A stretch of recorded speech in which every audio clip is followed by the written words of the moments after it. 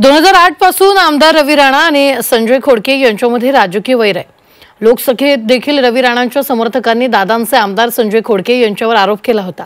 मात्र पुन्हा स्थानिक स्वराज्य संस्थांच्या निवडणुकांच्या तोंडावर हा वाद नव्याने उफाळलाय। पाहूयात या संदर्भातला आमचा हा रिपोर्ट। 2000 मतांनी आलेला माणूस निवडून एवढा वाजत आहे, मला रवी राणांना सोबत घेऊन माझी मतं खराब करायची नव्हते। एवढी गुरमी करू नये, एवढी दादागिरी करू नये। मला बीबीसीला धमकी देतात। रवी राणा ज्याच्या सोबत जाईल त्याचे मतं खराब होत असते। अमरावतीत राणा खोडकेंमधला वादाचा दुसरा अंक सुरू झालाय। महाराष्ट्रात आगामी स्थानिक स्वराज्य संस्थांच्या निवडणुकीचे वारे वाहू लागले।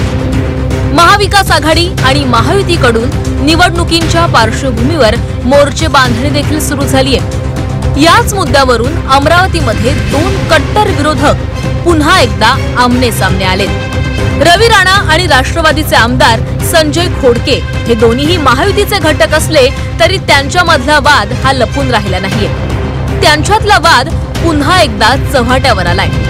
संजय खोडकेंनी दादागिरी करू नये असा इशारा रवी राणांनी दिलाय।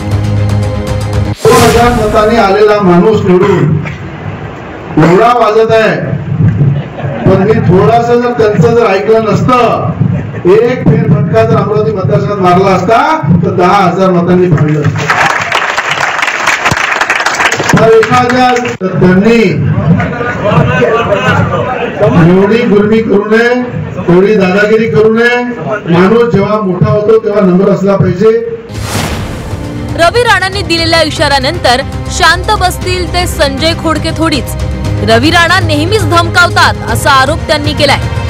तसंच विधानसभेत त्यांना सोबत घेतलं असतं तर माझी मतं कमी झाली असती असाही दावा खोडके यांनी करत रवी राणांवर पलटवार केलाय। रवी राणांनी आज मला काहीतरी सांगितल्याचं आपण सांगून राहिले। त्यांनी मला काहीतरी धमकी दिली।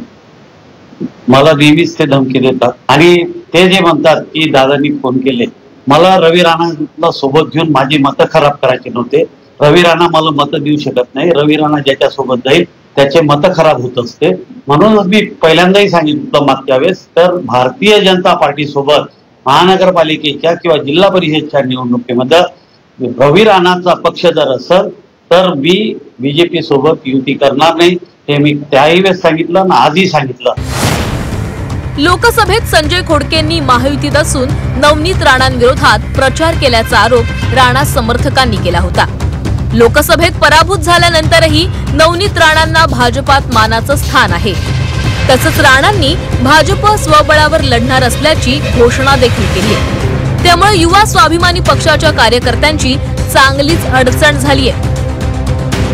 संपेपर्यंत आपले कॉर्पोरेशनचे इलेक्शन, जिल्हा परिषद आणि पंचायत समिती हे इलेक्शन लागतील तर तिची तयारी उद्याने आतापासून या कार्यालयापासून आपल्या सगळ्यांना सुरुवात करायची आहे। फक्त तेवढीच मानसिकता करा। यावेळी पाऊस खतम व्हायचे पहिले कॉर्पोरेशन इलेक्शन संपण आणि या कॉर्पोरेशन मध्ये आमच्या मेयर सुद्धा आमचे भारतीय जनता पार्टीचा बनत, कोणासोबत कोणती युती नाही। हा सिंगल हँडेड भारतीय जनता पार्टीचं मेयर बनत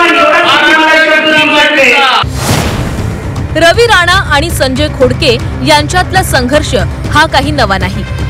आगामी स्थानिक स्वराज्य संस्थांच्या निवडणुकीत दोन्हीही नेत्यांना अमरावतीमध्ये आपली ताकद दाखवायची आहे। त्यामुळे आगामी निवडणुकांमध्ये अमरावतीत महायुतीमध्ये रस्सीखेच आणि वाद निर्माण होण्याची शक्यता आहे। अनिरुद्ध दवाळे, झी 24 तास, अमरावती।